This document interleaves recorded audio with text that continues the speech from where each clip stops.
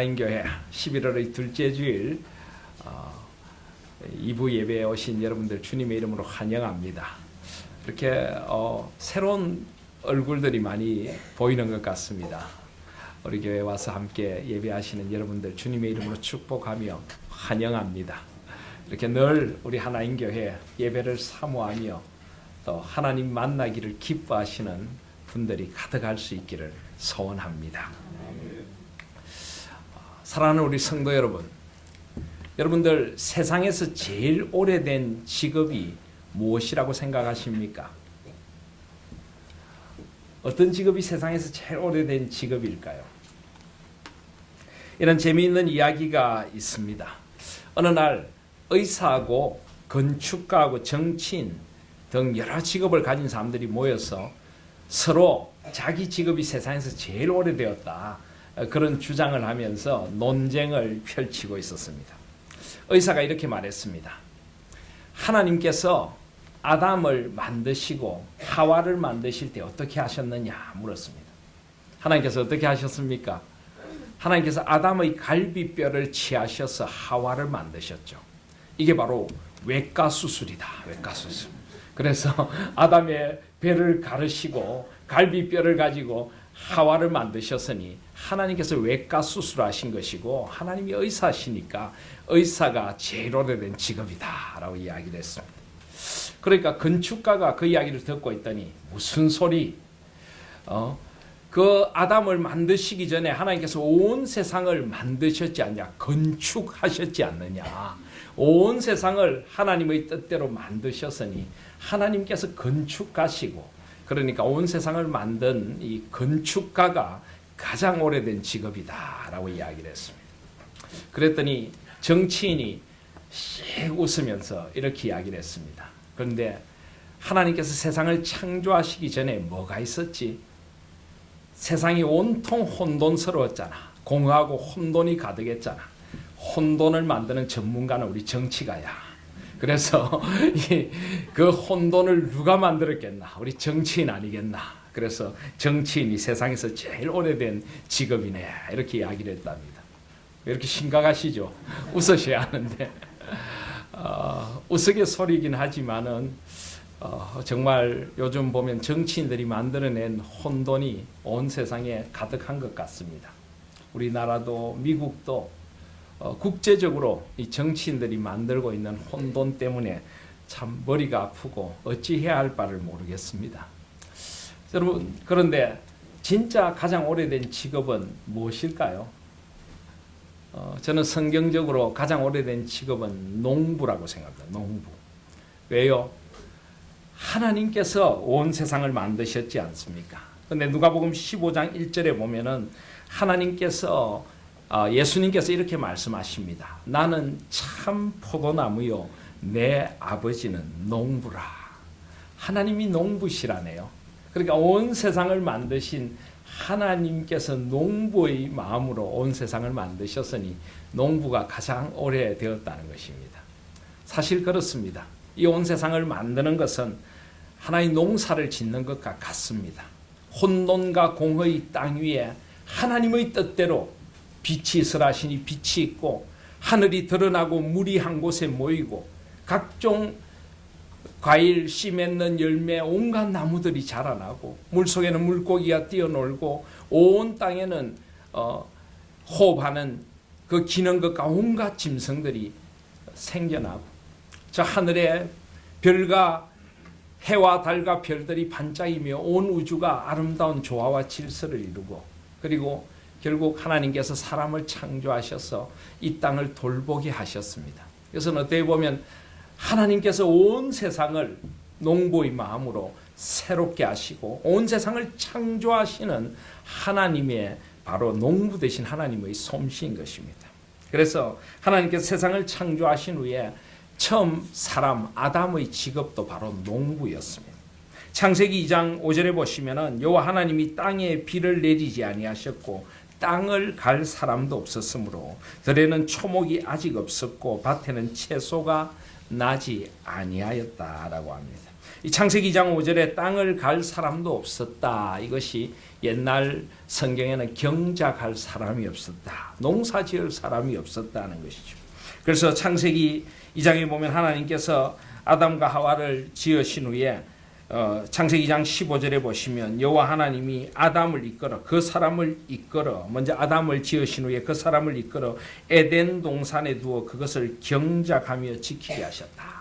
사실 이 아담과 하와는 하나님께서 남자와 여자로 여섯째 날 창조해 주신 것입니다. 그리고 하나님께서 창조하신 온 세상을 경작하며 지키게 하셨습니다. 그래서 첫사람 아담의 직업도 바로 농부였던 것입니다. 아담이 아이들을 낳게 되죠. 가인과 아벨을 낳게 됩니다. 첫 아들 가인의 직업이 무엇입니까? 창세기 4장 1절 2절에 보시면 아담이 그의 아내 하와와 동침하며 하와가 임신하여 가인을 낳고 이르되 내가 여호와로 말미암아 덕남하였다 하니라. 그가 또 가인의 아우 아벨을 낳았는데 아벨은 양치는 자였고 가인은 농사하는 자였더라. 역시 아담의 첫 아들인 가인도 농사하는 자였습니다. 그래서 인류의 첫 직업이 농부라고 할 수가 있을 것입니다. 그런데 하나님께서 왜 농부의 마음으로 세상을 창조하셨을까요? 왜 하나님이 농부시라고 하실까요? 왜 첫 번째 사람 아담 그리고 그의 첫 아들 가인에게 이 농부의 직업을 갖게 하셨을까요? 그것은 바로 온 세상을 하나님의 뜻대로 가꾸고 농사지어서 하나님께서 원하시는 삶의 열매, 온 땅의 열매를 맺으라는 하나님의 뜻이 계실 것입니다. 하나님께서는 우리가 그렇게 하나님이 원하시는 열매 맺는 인생이를 원하시고 하나님이 원하시는 열매 맺는 세상이 되기를 원하고 계십니다. 사랑하신 여러분, 이제 추수의 계절, 다음 주일이면 추수감사주일이 우리 앞에 다가오고 있습니다. 여러분들은 어떤 열매를 맺고 계십니까? 여러분들의 인생에는 무엇을 추수할 준비를 하고 계십니까? 저는 지난주에도 이 열매와 추수에 대한 말씀을 드렸는데요. 하나님께서 찾으시는 열매가 여러분의 삶에 있습니까? 하나님께서 원하시는 성령의 열매를 여러분 맺고 계십니까?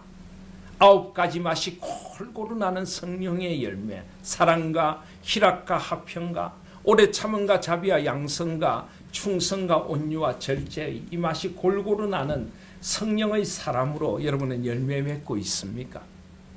하나님께서 원하시는 삶의 열매들이 있습니까? 무엇을 들고 하나님 앞에 서시겠습니까?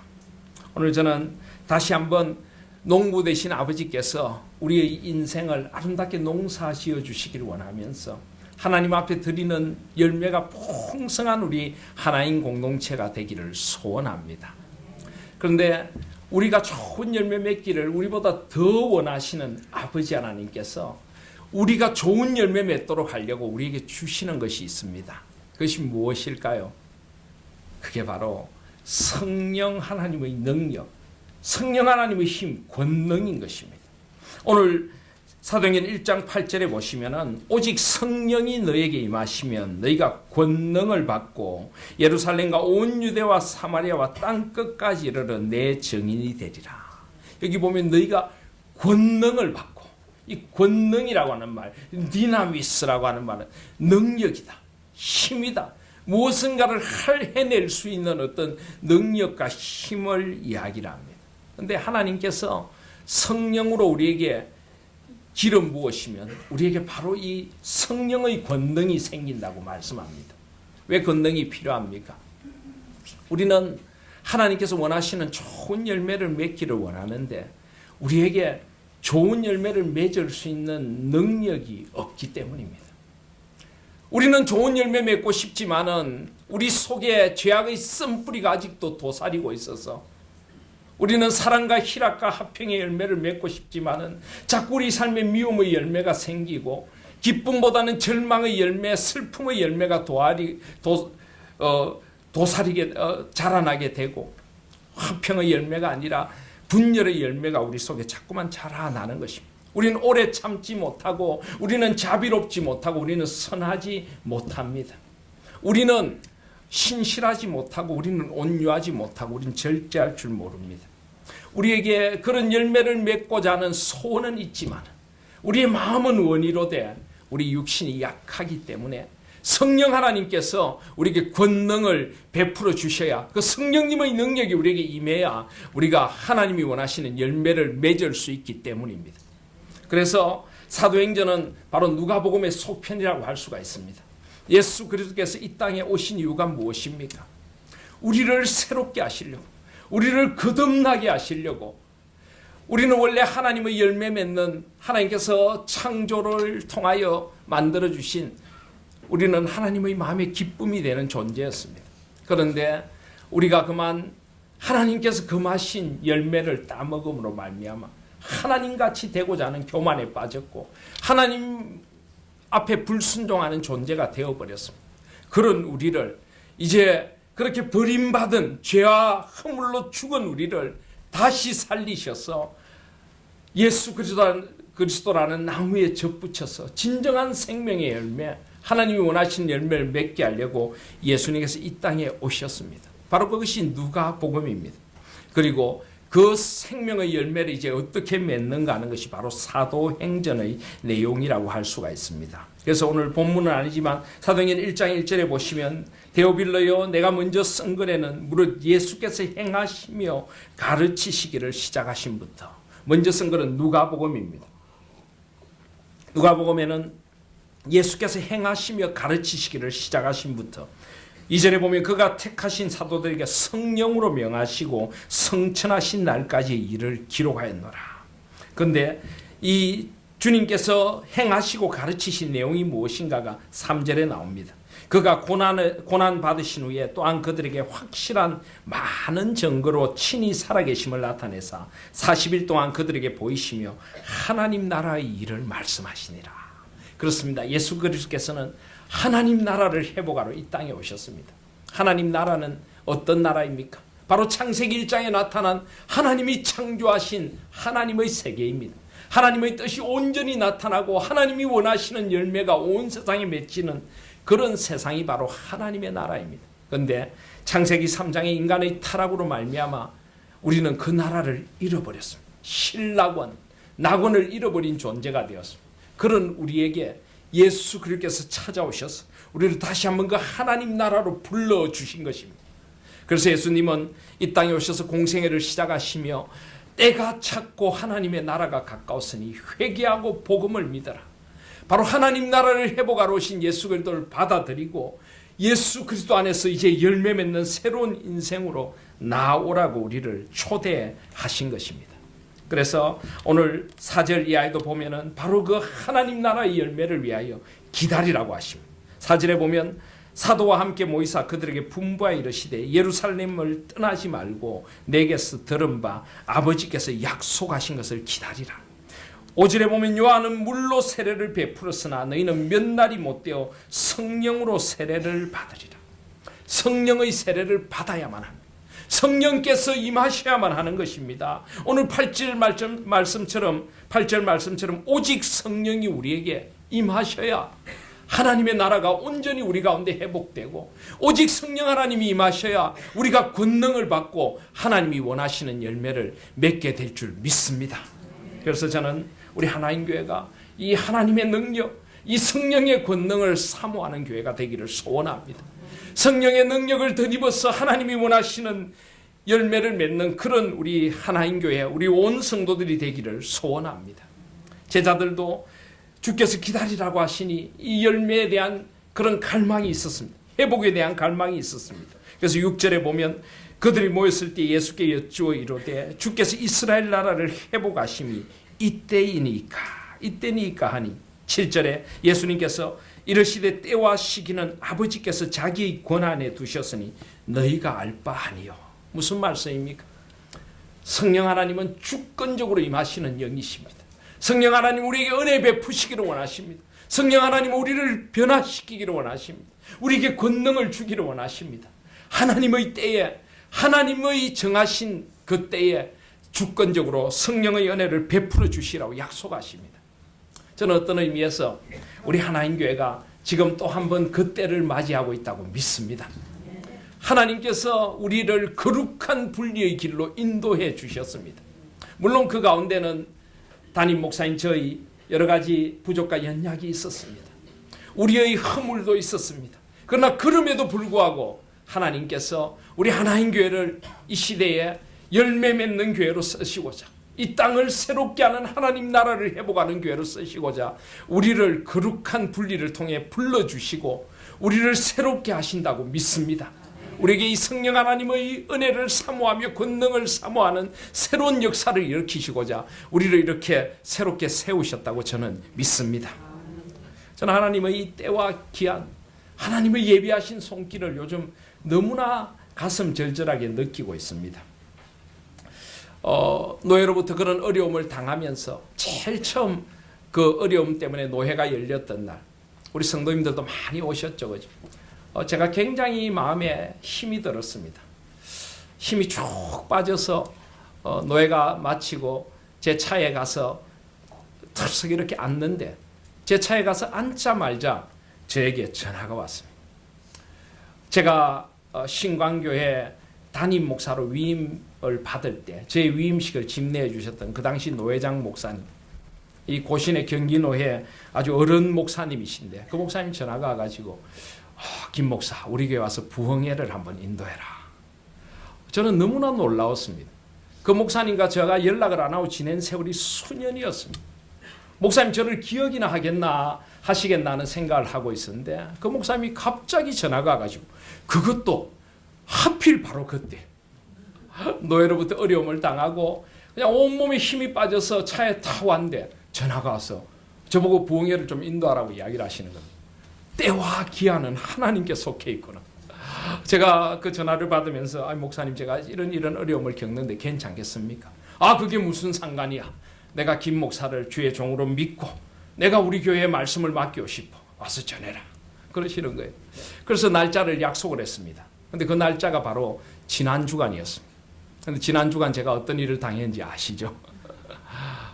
그런 어려운 일을 겪고 우리 교회가 그런 어려운 일을 겪고, 아무리 우리가 하나님 앞에 바르게 서고 억울하게 당한 일이지만은 마음이 무너져 내렸습니다.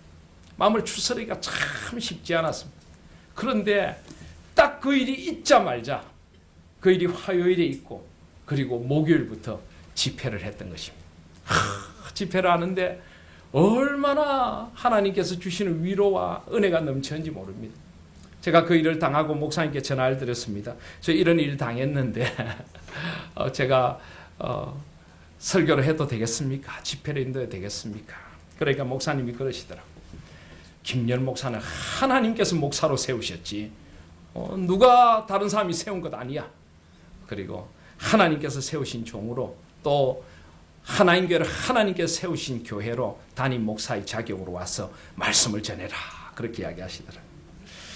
말씀을 전하면서 목사님, 우리 고신교단에 아주 원로신데 얼마나 저에게 많은 위로를 주셨는지 모릅니다. 우리가 걸어온 길들에 대하여 목사님이 위로해 주시고 축복해 주시고 하나님이 아신다 그러시고 하나님께서 우리 교회를 귀하게 쓰시려고 그렇게 하시나 보다. 우리 장로님들이 7분인데 그 교회도 장로님들이 7분이더라고요. 장로님들이 다 같이 모여서 우리 교회를 위하여 축복하며 우리 교회 성도들을 위로하는 말씀을 꼭 전해달라고 어제 마지막 집회를 마치고 그런 위로의 메시지를 받았습니다. 하루 저녁마다 1시간 반 2시간씩 말씀을 나누면서 말씀의 은혜가 그냥 저를 치유하고 회복시키는데 얼마나 제가 감사한지 모릅니다. 하나님께서 나에게 맡겨주신 사명이 있구나. 이 소명이 있구나. 사랑하신 여러분, 하나님의 때가 있습니다. 세상이 뭐라고 할지라도 하나님께서 우리를 붙드시면 세상의 절망 앞에서 우리를 회복시키시는, 세상의 절망과 비교도 되지 않는 그런 은혜가 우리를 기다리고 있는 것입니다. 사랑하신 여러분, 성령의 은혜가 임하면 우리는 어떤 어려움과 우겨쌈을 당할지라도 하나님 앞에 회복될 줄 믿습니다. 이 회복의 소망이 우리에게 있는 것입니다.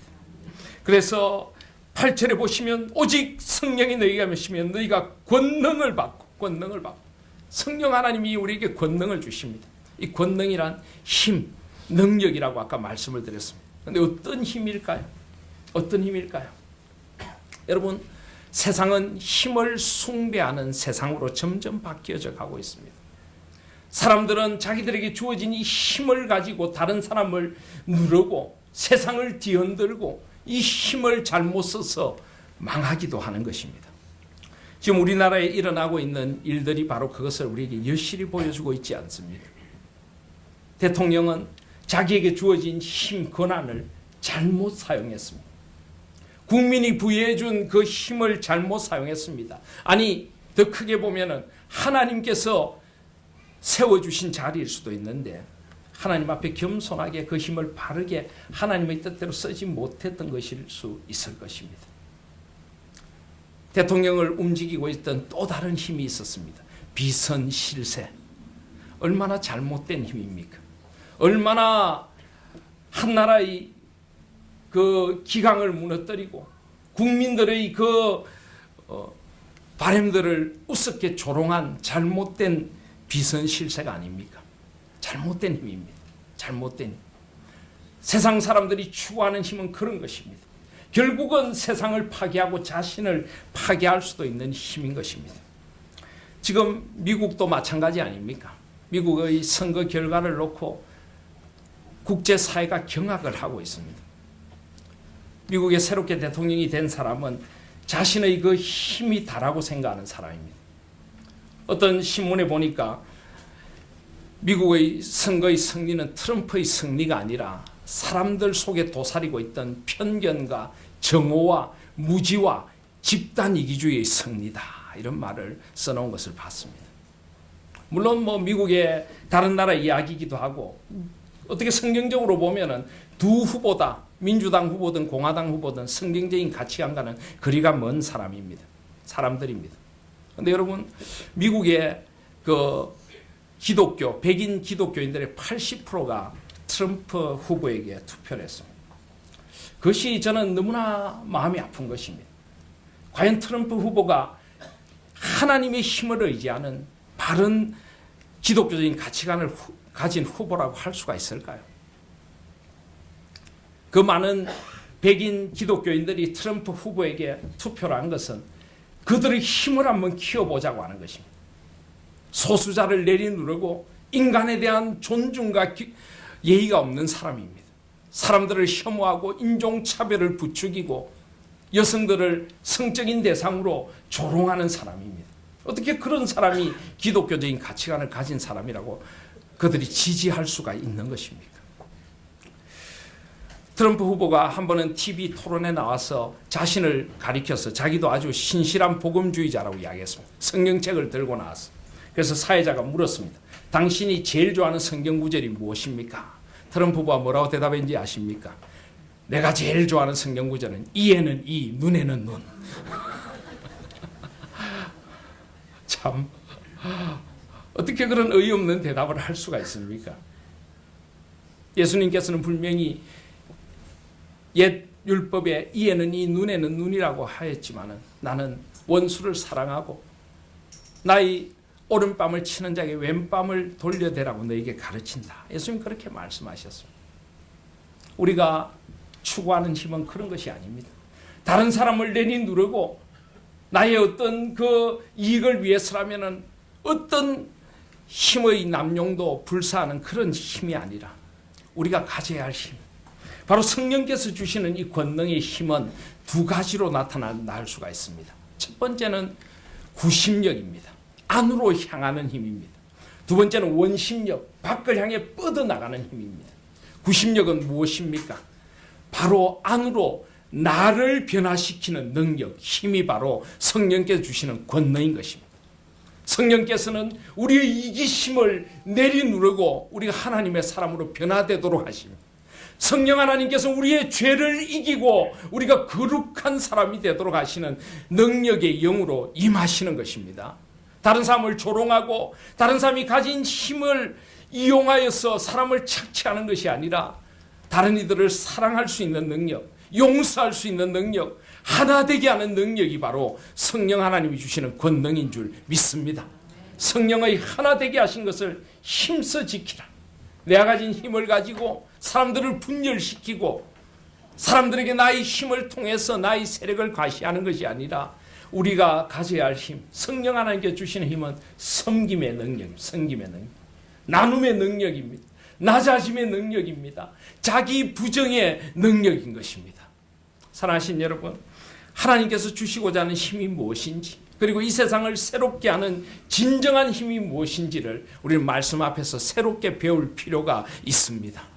오직 성령의 권능이 임하시면 제일 먼저 일어나는 역사가 나를 변화시키는 역사인 줄 믿습니다. 나의 죄에 찌든 습관들이 변화됩니다. 나의 세상을 향한 욕망들이 사라지고 거룩한 열망이 내 마음속에 생기게 되는 것입니다. 나의 미움과 우리를 분열시키고 있던 거짓의 영이 물러가고 진리의 영, 하나됨의 영이 우리 가운데 임해야 될 줄 믿습니다. 이것이 바로 성령의 구심력, 하나 되게 하시는 능력, 우리를 변화시켜서 그리스도의 몸된 교회를 이루고 온 세상에 하나님의 나라를 이루는 능력인 줄 믿습니다. 저는 무엇보다 우리 하나님 교회에 그런 성령의 권능이 임할 수 있기를 소원합니다. 성령 하나님이 우리 한 사람 한 사람을 변화시키는 역사가 일어나기를 소원합니다.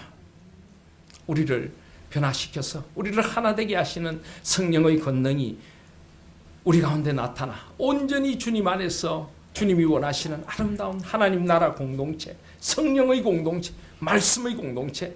성령의 권능은 우리에게 말씀을 깨닫게 해주시고 우리에게 기도하게 하시고 말씀을 순종하게 하시는 능력으로 임할 줄 믿습니다.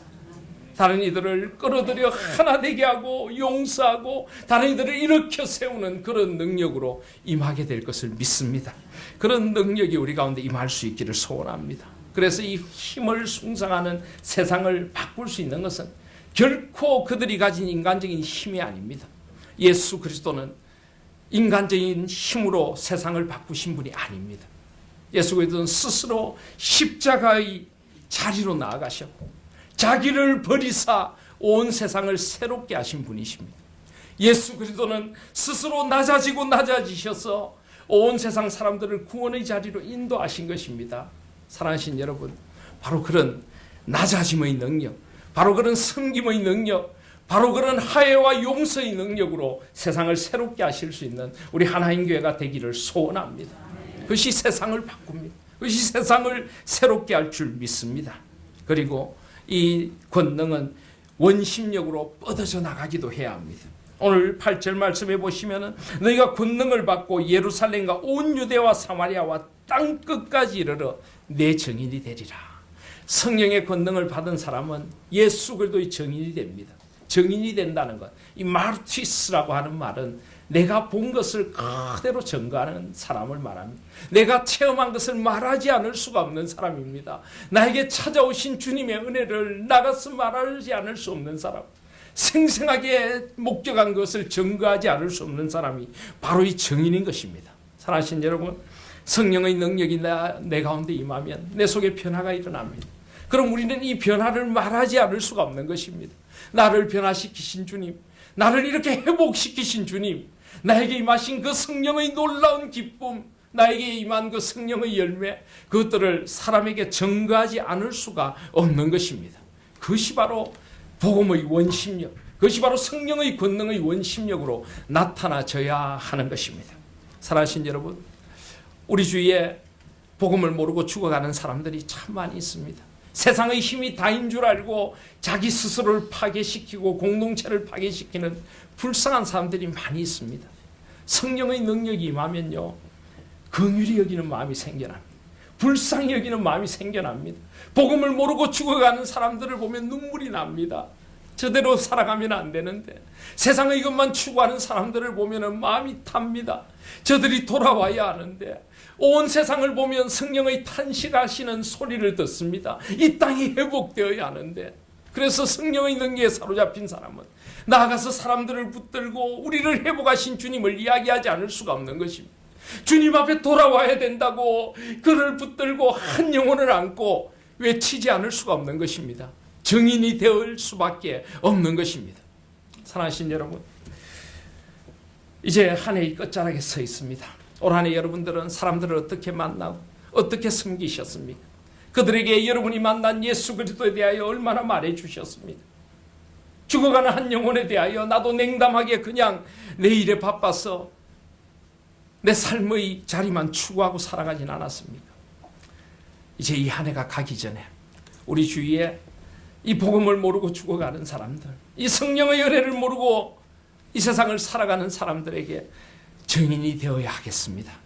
사랑하는 우리 가족들, 사랑하는 우리 주위의 사람들, 그들에게 내가 만난 예수 그리스도를 말하지 않을 수 없는 그런 복음의 원심력이 우리 가운데, 그런 성령의 권능이 임할 수 있기를 소원합니다. 물론 우리 힘으로 할 수 없습니다. 오직 성령 하나님만이 그들의 마음에 예수 그리스도를 믿고 변화되도록 만들어 주십니다. 그러나 우리가 침묵하고 있으면 아무런 역사도 일어나지 않습니다. 우리는 말해야 합니다. 우리는 증인이 되어져야 합니다. 성령께서 임하셨다고, 성령께서 나를 변화시키셨고 당신도 변화시키기를 원하신다고 우리는 말해 주어야 합니다. 우리의 입술을 통하여, 우리의 그 타는 마음을 통하여 성령 하나님께서 역사하시기를 기다리고 계시는 것입니다. 사랑하신 여러분, 우리에게 주어진 시간들, 때와 기한은 아버지께 속해 있지만 나에게 주어진 시간들을 소중히 여길 수 있기를 바랍니다. 오늘 구절이하에 보시면은 예수님께서 성천하시며 너희들이 본 그대로 내가 다시 오리라. 우리는 머지않아 주님 앞에 서게 될 것입니다. 주님이 재림하실 것입니다. 그때 어떤 열매를 들고 서시겠습니까? 성령의 권능으로 어떻게 내가 변화되었는지, 그리고 그 성령의 권능으로 내가 어떻게 예수 그리스도를 다른 이에게 전해주며 이 땅에 소망을 전해주었는지, 그 열매를 들고 주님 앞에 서야 할 터인데 어떤 열매를 들고 서시겠습니까? 내 사랑하는 가족들이 이대로 그냥 그 길을 걸어가도록 두시겠습니까? 내 사랑하는 이들, 내 주위에 살아가는 이들이 그냥 세상의 힘만 숭배하면서 살아가도록 두시겠습니까? 그들에게 하나님이 지으신 이 아름다운 세상, 하나님이 마련해 놓으신 이 놀라운 구원의 은혜, 그 은혜로 그들을 인도하는 증인이 될 수 있기를 소원합니다. 사랑하신 여러분, 우리 하나님 교회가 진정으로 가져야 할 성령의 권능, 안으로 향하는 구심력, 밖으로 향하는 원심력, 우리를 변화시키고 온 세상을 새롭게 하는 그런 성령의 권능이 우리 가운데 임하여 우리가 온전히 새롭게 되고 온전히 땅끝까지 그리스도의 증인이 될 수 있는 그런 우리 공동체 될 수 있기를 주님의 이름으로 축복드립니다. 아멘.